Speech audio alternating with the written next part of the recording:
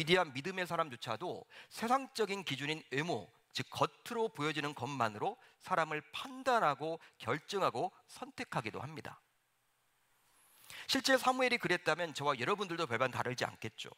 여러분, 오늘 이 사무엘상 16장 중심을 보시는 하나님에 관한 설교는요, 여러분 수없이 많이 들었어요. 모르는 사람이 없어. 근데 우리가 실천에 옮기지 못하니까 문제가 되는 것이죠. 이처럼 사람들이 잘생긴 얼굴과 큰 키를 선호하는 것은 예나 지금이나 변함이 없어요. 변함이 없습니다. 그때나 지금이나. 그래서일까요? 많은 사람들은 자신의 외모를 더욱 매력적으로 보이기 위해 부단히 노력을 기울입니다. 이것은 바로 타인에게 사랑받고 싶은 열망에서 기인한 것인데, 지나친 외모에 대한 집착은 타인과의 비교 의식으로 인해 우월감 혹은 열등감을 갖게 되는 거예요. 우리가 여러분 외모를 꾸미는 건 좋아요. 우리 여성분들도 화장을 하세요. 화장 안 하는 것보다 화장을 하시는 게 좋고, 기왕 옷도 뭐 사라는 의미가 아니라 깔끔하게 입고 다녀야 되겠죠. 이발도 여러분 단정하게 하고. 여러분, 이렇게 외모를 가꾸는 건 좋습니다. 그 좋은 일이에요. 그걸 여러분 죄는 아니에요. 그렇지만 지나친 외모에 대한 집착이 문제가 되는 거예요. 그렇게 되면 어떻게 돼요? 시간을 거기에 다 투자해요. 물질이 생길 때마다 거기에 다 투자한단 말이야. 우리가 하나님 중심의 삶을 살고 어떻게 하면 하나님을 기쁘시게 할 것인가, 하나님 앞에 영광을 올려드릴 것인가, 어떻게 하면 구제와 선교와 전도를 할 것인가, 이 부분에 대해서 몸부림쳐야 하는데, 그러한 시간과 물질을 모두 다 외모를 가꾸는 데 쓰기 때문에 문제가 되는 것이죠. 영적으로도 안 좋은 것이 무엇이냐면, 이제 여러분 외모 지상주의에 빠지게 되면 어떻게 돼요? 이제 자신이 여러분 사람들에게 어떻게 비춰질까가 대단히 중요하다 보니까 사람들에게 신경을 많이 쓰게 되고, 또 지나가다가 길을 가다가 나보다 여러분 섭섭하게 생긴 분들이 보이면요 어떻게 해요? 우쭐해요. 야, 왜 이렇게 저것도 얼굴이라고 달고 다녀? 응? 여러분 딱 못생긴 분들이 있잖아요. 딱 보면서 야, 뭐 저것도 얼굴이라고. 아유, 자기가 여러분 이렇게 우쭐하는 거예요.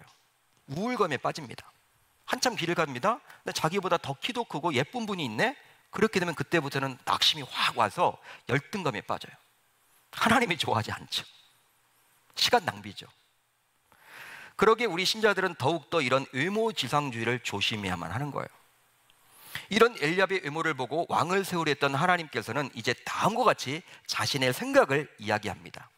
오늘 본문 7절인데 너무나 중요하기 때문에 우리 한번 같이 읽어보도록 하겠습니다. 시작. 내가 보는 것은 사람과 같지 아니하니 사람은 외모를 보거니와 나 여호와는 중심을 보느니라. 아멘. 하나님의 말씀이에요. 하나님께서는 사람이 보는 기준과 다른 기준을 가지고 사람을 평가하고 판단하고 결정하고 선택하십니다. 그 하나님의 기준이 바로 무엇이에요? 중심을 보신다라는 거예요. 중심을 보신다라는 것입니다. 그렇다면 중심은 무엇입니까? 영어 성경을 보게 되면 이 중심이란 단어를 어떤 단어를 쓰고 있냐면 heart, 우리의 심장, 우리의 마음으로 표현을 합니다. 마음, heart. 여러분, 마음이 왜 중요할까요? 여러분, 마음을 지켜야 된다고 이야기를 많이 듣잖아요. 왜 마음이 중요합니까? 인간의 생각과 감정과 의지가 모두 마음에서 나오기 때문에 그리 하는 거예요. 여러분, 우리가 어떤 생각을 하는 것도요, 이 마음으로부터 출발하는 거예요. 우리가 어떤 감정을 갖는 것도 이 마음이에요. 분노가 여러분 있는 분도 있죠? 이 마음을 다스려야 돼. 이 컨트롤이 안 되는 거예요. 마음이 여러분 중요해요. 내가 뭘 하겠다라는 의지, 작심삼일로 끝나는 것도 이 마음이 중요해. 결단도 이 마음에서 나오는 거예요. 여러분, 인간의 모든 생각과 감정과 의지가 다 마음에서 나오는데 이것이 이렇게 중요한데 하나님이 그것을 보시겠다라는 거예요. 한마디로 사람은 외모, 즉 겉으로 보여지는 것을 보지만 우리 하나님께서는 마음을 보십니다. 이런 하나님의 생각을 알게 된 사무엘은 결국 1세의 장남인 엘리압, 차남인 아비나답, 셋째 아들인 삼마, 그리고 넷째, 다섯째, 여섯째, 일곱째 아들 중에서도 왕을 세우지 못했습니다. 그런데 8절 이하를 보게 되면 재미있는 표현이 나와요. 우리 8절을 볼까요? 이렇게 나옵니다. 이도 여호와께서 택하지 아니하셨느니라. 둘째를 봤을 때 사무엘이 지금 1세에게 한 이야기예요. 이 둘째 아비나답도 하나님이 세우지 않았다. 택하지 않았다, 그 말이에요. 자, 9절을 보세요. 이도 여호와께서 택하지 아니하셨느니라. 동일하죠? 셋째 아들인 삼마가 지나갔을 때에도 사무엘이 이제 누구에게 이야기한 거예요? 이스에게 이야기를 합니다.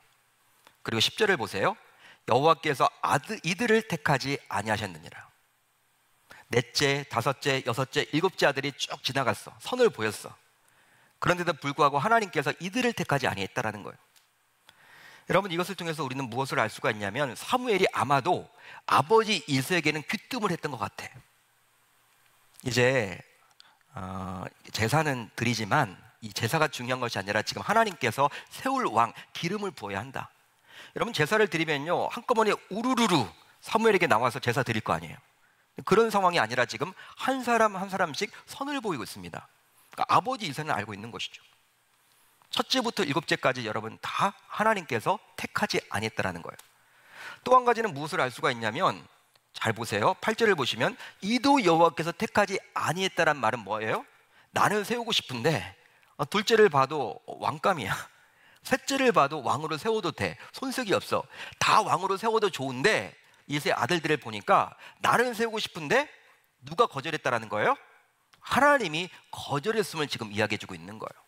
그렇기 때문에 이도 여호와께서 택하지 아니하셨느니라. 이 말은 그런 의미가 있는 것입니다.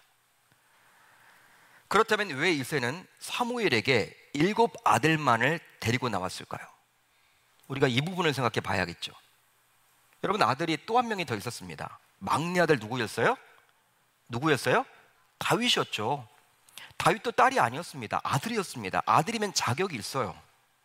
딸들은 그 당시 제사장 앞에 나아갈 수 있는 자격이 없었지만 지금 제사를 드리는 초청을 받았기 때문에 여러분, 사무엘이 아들 가운데 막내를 이렇게 빼놔라 이렇게 얘기 안 했단 말이야. 이건 여러분 이새가 지금 뺀 거거든. 아들들을 초청했을 때 딱 막내라고 뺀 거거든요. 분명히 막내 아들인 다윗이 있었지만 그는 왜 아버지 이새에게조차도 선택받지 못했을까요? 바로 사무엘을 통해서 이스라엘의 왕으로 세움받는 자리였기에 당연히 나이도 어리고 평소 형들 사이에서 전혀 주목받지 못한 막내였기에 아비로서 그리 판단한 거예요. 지금 왕을 뽑는 자리인데 이 막내, 젖비린내나는 이 막내가 뭘 하는 말이야? 뭘 한단 말이야? 막내가 뭘 해? 왕으로 세워? 아유, 말도 안 되지. 아마 장남을 세우지 않을까? 이세는 그런 생각을 가졌을 거예요. 장남이 아니더라도 둘째, 셋째 다 장성이 있기 때문에 이들 가운데 하나님이 왕을 세울 거야. 이세도 그런 생각을 가졌던 거예요. 그렇기 때문에 막내, 7번째 아들까지는 데려가더라도 이 막내만큼은 그냥 집에서 양이나 치라고, 누군가 여러분 집을 지켜야 하니까 그렇게 아비로서 여러분 그런 결단을 내린 거예요. 실제로 이세의 아들들인 엘리압과 아비나답과 삼마 모두 당시 20살이 넘었기에 사무엘상 17장에 나오는 블레셋과의 전투에도 참여를 합니다. 유대인들은요 20세가 넘어야지만, 20살이 넘어야지만 전쟁에 나아갈 수 있었거든요. 따라서 삼마 뒤로도 아들이 5 더 있었는데 다윗은 그중 막내였다라는 것을 통해서 이 다윗의 당시 나이가 최대로 잡아도 15살이 채 되지 않았어요. 15살. 여기 중등부 지금 아이들이 있는데 이 정도, 그 더 밑, 초등학교 고학년 정도나 중학교 1, 2학년 정도, 그 정도 어린 아이죠. 그러기에 아비인 이새의 입장에서는 막내 아들인 다윗을 그 자리에 초대하지 않았던 거예요. 이것을 통해서 다윗이 가족들 사이에서 어떤 위치에 있는지를 잘 알 수 있죠. 그러니까 존재감 자체가 없었습니다. 한마디로 이 다윗은 어리광이나 피우는 막내. 실질적으로 당시에 사무엘은요 위대한 하나님의 종이었죠. 또 손의 제사장이었습니다. 선지자였습니다. 여러분 유명 인사였어요. 그리고 여러분 장로들도 여러분 함부로 못해요. 이 제사장에게 여러분 다 절을 합니다. 어려워합니다. 하나님의 말씀을 전하는 귀한 종이에요. 그러니까 어려운 자리인데 이 막내를 괜히 데려갔다가 뭐 밥상이나 없고 막 뛰어다니고 하면요 거기 장로들도 다 있었거든. 제사를 드릴 때 여러분 자기가 그 집안의 명예가 다 실추되는 거야. 이거 감당할 수가 없다고 생각을 하기 때문에 이 여러분 이새가 데려가지 않은 거예요. 결과적으로 어떻게 되었어요? 이새의 7 아들 가운데 왕으로 세울 자가 없음을 듣고 이새는 막내 아들인 다윗을 사무엘에게 불러오게 되죠. 자, 오늘 본문 12절입니다. 같이 읽습니다. 12절 시작. 사람을 보내어 그를 데려오매 그의 빛이 붉고 눈이 빼어나고 얼굴이 아름답더라. 여호와께서 이르시되 이가 그니 일어나 기름을 부으라 하시는지라. 여러분, 성경은 지금 다윗을 가리켜서 어떻게 이야기를 합니까? 그의 빛이 붉고 눈이 빼어나고 얼굴이 아름답더라. 성경의 기록이에요. 이것도 하나님의 말씀이에요. 분명히 하나님은 외모를 보신다 안 보신다? 보신다 안 보신다? 외모를 보시지 않고 중심을 보신다고 이야기를 했는데, 마치 다윗의 외모를 보고 다윗을 선택한 것처럼 느껴져요. 이거 여러분 어떻게 해석을 해야 될까요? 여러분, 하나님이 위선자입니까? 말로는 나 외모 안 봐, 그렇게 여러분 난 중심 봐, 그렇게 이야기를 해놓고 실제 행동은 딱 보면 외모를 보는 스타일입니까? 그런 분이 아니죠. 그렇게 해석을 하시면 안 되죠. 여러분, 이 구절은 다윗이 아직 어린 소년이었음을 보여주고 있는 거예요. 다윗은 아직 어렸기 때문에 낯빛이 불그스레했던 거예요. 여러분, 어린 아이들 이렇게 좀 이렇게 젖살이 이렇게 있죠, 여러분. 그 아이들 보면, 초등학교 아이들 보면요, 막 이렇게 꼬집고 싶잖아요, 어른들이. 그렇게 해서는 여러분 곤란해요. 큰일 납니다, 요즘에. 그렇게 해서는 안 돼요. 교회 아이들이라고 해서 여러분 그렇게 막 하시면 안 돼요. 근데 여러분, 아이들이 얼굴이 불그스레하고 혈색이 좋아, 젖살이 있는 거예요. 그러니까 여러분, 이게 바로 무엇이냐면 아직 소년임을 드러내주고자 하는 거예요. 성경 말씀은. 결국 하나님께서는 아직 어린 소년 다윗을 왕으로 기름 부으셨습니다. 다윗은 사회적으로 내세울 것이 없는 막내였기에 육신의 아버지에 의해서조차도 중요한 순간에 선택받지 못했지만, 영적인 아버지인 하나님에 의해서 이스라엘의 왕으로 택함을 받게 된 것이죠. 육신의 아버지조차도 자녀를 인정하지 못하는 시대를 우리는 살고 있습니다. 뭐 내 자녀가 뭐 기대는 하지만 뭐 되겠어? 뭐 아이가 여러분 뭘 한다고 하면요, 여러분 이렇게 허락은 하면서도 뭐 될까? 이런 의심을 갖을 경우들이 있잖아요. 부모니까 딱 성적 보면 이게 답이 안 나오잖아. 다 여러분 아이들이 의대 간다고 하는데, 딱 여러분 아이들 공부하는 거 보면 이게 의대 갈 수 있는 성적이 아니야, 분명히. 우리는 여러분 다 알잖아요. 그래, 열심히 해라, 이렇게 이야기하지만 의심을 한단 말이야. 부모조차도 여러분 이렇게 알아주지 않는 시대를 살고 있지만, 누구는 알아주고 있어요? 하나님은 그의 미래를 보고 왕으로 세워주셨다라는 거예요. 그렇다면 다윗이 선택받게 된 과정을 통해서 우리는 무엇을 생각해 볼 수 있을까요? 바로 하나님께 쓰임받는 사람은 그들의 능력과 조건 때문이 아니라 그를 택하시고 목적에 맞게 변화시키신 하나님의 은혜로 쓰임받는 것입니다. 할렐루야, 할렐루야. 제가 이 교회 담임 목사로 있는 것도 제가 능력 때문에 이 자리에 있는 것이 아니라 하나님의 전적인 은혜인 거예요. 세상에 나가보세요. 잘난 사람이 얼마나 많습니까? 똑똑한 사람이 얼마나 많습니까? 가진 자들이 얼마나 많습니까? 여러분, 그렇지만 그들은 뭐 구원받지 못한 자들도 많은데 하나님이 우리를 구원시켜 주셨고 또 자녀 삼아 주셨다는 거예요. 이게 은혜가 아니고서는 어떻게 설명할 수 있단 말입니까? 어떻게 여러분 설명하실래요? 교회 내에서 장로님이 되셨습니다. 또 안수 집사님이 되셨습니다. 권사님이 되셨습니다.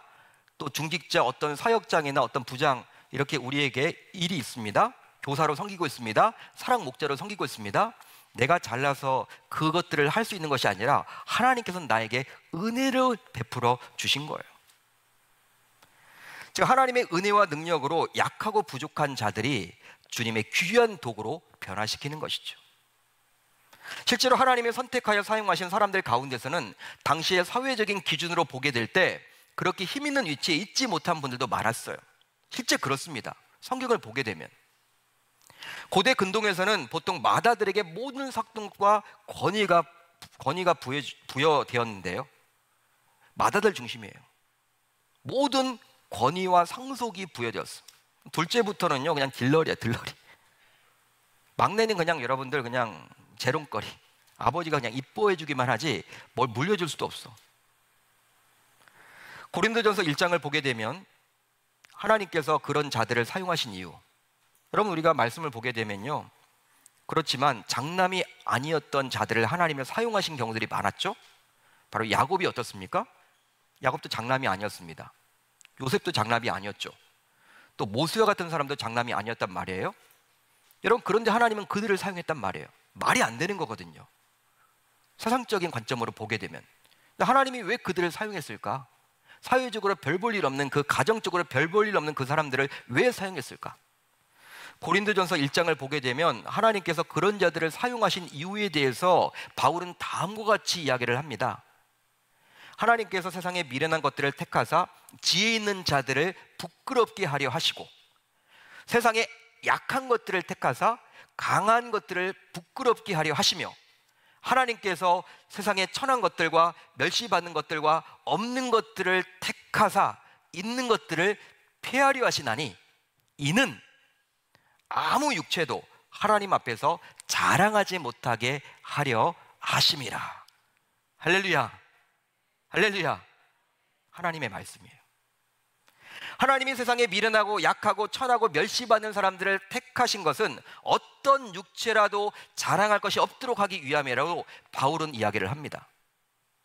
일반적으로 유능한 사람이 성공을 거두게 되면 어떻게 해요? 자신의 유능 때문에, 능력 때문에, 재능 때문에 그 성공을 거두었더라고 여기는 경우들이 얼마나 많은지 몰라요. 유능한 분들이 있다면요, 겸손해지기가 참 쉽지 않은 거예요. 쉽지 않아요, 여러분. 진짜 그래요. 겸손하면 하나님이 더 크게 쓰시겠죠. 그렇지만 이게 안 되기 때문에 문제가 많아요. 여러분, 이런 것들을 모를 리가 없는 하나님께서는 그러기에 스스로 자랑하지 못하도록 하기 위해서 종종 우리가 보기에 부족하고 연약한 사람조차도 택하여 사용해 주십니다. 여러분, 교회 내에서 장로님이 세워지고 권사님이 세워지고 안수 집사님이 세워질 때도, 야, 내가 보기에는 나보다 더 못한 것 같아, 저런 분들이 세워졌네. 여러분, 세상적인 관점으로 보게 되면요, 어쩌면 그분이 더 훌륭할 수 있지만 하나님께서 세워주신 거예요. 왜? 자신의 능력으로 그렇게 장로가 되고 안수사가 되고 권사가 된 것이 아니라 하나님께서 세워주셨다는 것을 보여주기 위해서, 자랑치 못하도록 하기 위해서. 그렇지만 하나님께서는 무조건 부족하고 연약하다고 해서 사용치 않으시고요, 그 사람의 중심을 보시고 택하여 사용해 주십니다. 여러분, 믿으시면 아멘. 믿으시면 아멘. 다윗이 바로 그런 인물이었죠. 세상에 여러분, 연약한 자들이 얼마나 많습니까? 부족한 자들이 많습니까? 그 사람들을 다 사용하신다는 게 아니에요. 그 사람의 중심을 보시고 마음을 보시고 하나님이 택하여 쓰십니다. 그렇다면 하나님께서는 우리의 마음이 어떨 때 사용하실까요? 분명히 하나님께서 우리의 중심을 보신다고 하는데 우리의 중심, 마음이 어떨 때 사용하시냐는 거예요. 이것을 안다면 우리가 그 마음을 갖도록 최선을 다해서 몸부림을 치겠죠. 무엇입니까? 바로 그 중심이 깨끗할 때 하나님은 우리의 중심을 보시고 우리를 사용해 주십니다. 깨끗함, 정결함. 큰 집에는 금 그릇과 은 그릇뿐 아니라 나무 그릇과 질 그릇도 있어 귀하게 쓰는 것도 있고 천하게 쓰는 것도 있나니, 그러므로 누구든지 이런 것에서 자기를 깨끗하게 하면 귀히 쓰는 그릇이 되어 거룩하고 주인의 쓰심에 합당하며 모든 선한 일에 준비함이 되리라. 하나님의 말씀인 거예요. 하나님께서 어떤 사람을 귀한 그릇으로 택하여 쓰시는 조건은 바로 무엇입니까? 그 중심의 깨끗함이라고 바울은 지금 이야기를 해주고 있어요. 따라서 다윗은 비록 그의 형들에 비해서 외형적인 조건과 가족적인 어떤 환경들을 보게 되면 별거 아니고 막내였지만, 그런 핸디캡을 갖고 있었지만 그 중심이 깨끗했기 때문에 외모를 보시지 않고 중심을 보시는 그 하나님께서 귀한 그릇으로 택하사 그를 사용해 주신 거예요. 다른 이유가 아닙니다. 하나님이 다윗을 쓰신 것은, 다니엘 1장을 보세요. 바벨론의 포로로 끌려간 이스라엘의 왕족과 귀족들 가운데 바벨론의 택함을 받아 바벨론의 학문을 배우고 또 왕이 지정한 음식을 먹도록 선택받은 자들은 다니엘과 사드렉과 메삭과 아벳느고, 즉 4명뿐이 아니었어요. 더 많았습니다, 여러분. 더 많았다고요. 그렇지만 다니엘 1장 6절을 보면 그들 중에 이 4사람이 있었다고 나옵니다. 성경은 그들에게 집중하고 있는 거예요. 많은 사람들이 있지만 왕족들과 귀족들 가운데 많은 사람들이 동일한 여러분 제안을 받았지만 이 4사람만이 어떻게 했어요? 우상에게 바쳐진 그 왕의 진미를 먹지 않겠다, 포도주를 마시지 않겠다 결단한 것이죠. 자기를 깨끗하게 하고자 하기 위한 거예요. 마음을 정결코자 하고자 한 거예요. 즉 다니엘과 세 친구는 중심, 즉 마음을 깨끗하게 했습니다. 그러기에 하나님께서 이 네 사람만을 귀한 그릇으로 택하여 사용하신 것이죠. 여러분 성경 말씀을 보세요. 다니엘서를 쭉 읽어보면요, 다니엘 이름이 나와요. 그리고 사드락, 메삭, 아벳느고 이름은 나오는데 다른 사람들의 이름은 안 나와. 그 많던 바벨론 포로로 같이 끌려갔던 동료들이 많았는데 왜? 그들은 깨끗함을 받지 못한 거예요. 깨끗하게 하지 않았던 거예요. 여러분, 다윗의 형들과 바벨론에 끌려온 왕족과 귀족 모두 하나님을 모르지 않았습니다. 하나님을 다 알았어요. 따라서 어떤 의미에서는 불신자가 아니라 하나님을 믿는 신자라고 볼 수 있는 것이죠. 교회를 다니는 신자. 그렇지만 오직 다윗과 다니엘과 세 친구인 사드락, 메삭, 아벳느고만이 하나님이 쓰실 수 있도록 깨끗한 마음을 준비하고 있었기에 때가 되매 하나님께서 그들을 세워서 사용해 주신 거예요. 다윗의 중심, 즉 마음이 깨끗하다라는 사실은 오늘 본문인 사무엘상 16장에만 나오는 것이 아니라 성경 여러 곳에서 나옵니다. 대표적인 구절이 어디에 나왔느냐? 열왕기상 11장 33절을 보면 하나님께서는 솔로몬을 책망하면서 이렇게 이야기를 해요. 제가 읽어드립니다. 그의 아버지 다윗이 행함같이 아니하여 내 길로 행하지 아니하며 나 보기에 정직한 일과 내 법도와 내 율례를 행하지 아니함이니라. 하나님께서는 솔로몬이 그 아비 다윗과 같이 행하지 않았다고 하면서 다윗이 어떻게 살아갔는지 이 두 가지 이야기를 해줍니다. 다윗이 어떤 마음을 가지고 살았는지 두 가지를 이야기를 해요. 우선 그는 내 길로 행하였다. 하나님이 보시기에 다윗은요, 하나님의 길로 행한 자예요. 다음으로 그는 나보기에 정직하게 살았다라고 하나님은 말을 해주고 있어요. 다윗은 하나님 보시기에 정직하게 살았다. 즉 다윗은 하나님의 길로만 행하며 하나님 보시기에 정직하게 살았던 인물이었습니다. 이것이 바로 다윗의 중심, 즉 마음의 특징이라 할 수 있는 것이죠. 그러기에 다윗의 중심, 마음의 깨끗함은 다른 것이 아니라 바로 하나님 앞에서의 정직성이라 할 수 있습니다. 하나님 앞에서 정직성, 하나님이 나를 보고 계신다, 하나님이 인정하는 정직성. 사람들이 야 누구는 정직하다 그렇게 인정하는 것이 아니라 하나님이 보시고 정직하다 그렇게 해주셨다라는 거예요. 다윗을 바라보고. 그래서일까요? 잠언 기자는 다음과 같이 저와 여러분들에게 중요한 말씀을 해주고 있어요. 이 말씀을 붙이시면 좋을 것 같아요. 모든 지킬 만한 것 중에 더욱 내 마음을 지켜라. 여러분, 우리가 지킬 만한 것들이 많이 있습니다. 그 가운데 유독 더욱 내 마음을 지켜라. 다른 사람의 마음이 아니라 내 마음, 신자인 저와 여러분들의 마음을 지키는 거예요. 생명의 근원이 이에서 남이니라. 아멘. 이제 말씀을 정리하겠습니다. 혹시 여러분들도 다윗처럼 하나님께 택함 받아 쓰임받는 존재로서 살아가기를 원하십니까? 그렇게 살기를 원하세요? 저는 그렇게 살고 싶은데요. 여러분들은 어떻습니까? 그렇다면 사람들이 선택의 기준으로 삼는 외모, 즉 겉으로 보여지는 것에 집중하기보다는 중심, 즉 마음을 지키는데 보다 많은 시간과 물질을 사용해야 할 줄 믿습니다. 바로 하나님께서는 우리의 마음을 보시고 그 사람을 택하여 사용하시기 때문에, 여러분, 우리가 구원받는 것에 만족하며 살아가는 인생, 여러분, 그게 여러분 하나님이 정말 원하시는 것일까요? 그게 아니겠죠. 구원 이후의 삶 가운데 다윗처럼 정말 멋있게 한번 쓰임 받아야 할 거 아니에요. 특별히 여기에 우리 이렇게 중고등학교, 오늘 특별히 입교, 또 세례 이렇게 받고 학습 자녀들이 있는데 여러분 도전이 되었으면 좋겠어요. 무궁무진하잖아요. 하나님이 다른 것 보지 않고 중심을 보신다. 내 마음. 우리가 코로나 시대가 지속되면서 예배조차도 비대면으로 드리는 경우가 많아졌습니다. 어쩔 수 없다고는 하지만 분명한 것은 예배를 드리는 우리의 마음, 예배를 드리는 우리의 마음, 하나님이 보고 계세요. 말씀을 대하는 마음, 하나님이 사랑하라고 붙여주셨던 성도를 대하는 마음. 목회자의 관계가 여러분 좋아야지만 말씀이 들리고 또 은혜가 되고 하는 거잖아요. 여러분, 이 목회자와의 그런 관계, 여기에 마음, 특별히 우리 주님의 핏값으로 세우신 교회를 향한 마음, 관심, 하나님께서는 지금도 저와 여러분들의 마음을 보고 계세요.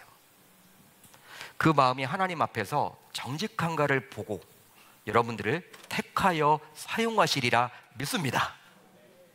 바라옵기로는 오늘 이 예배 자리에 나온 모든 주의 권속들 모두 다윗처럼 하나님 앞에서 정직한 마음을 가짐으로 이 어려운 시기에 하나님께 멋지게 쓰임받을 수 있기를 우리 주님의 이름으로 축원합니다. 축원합니다.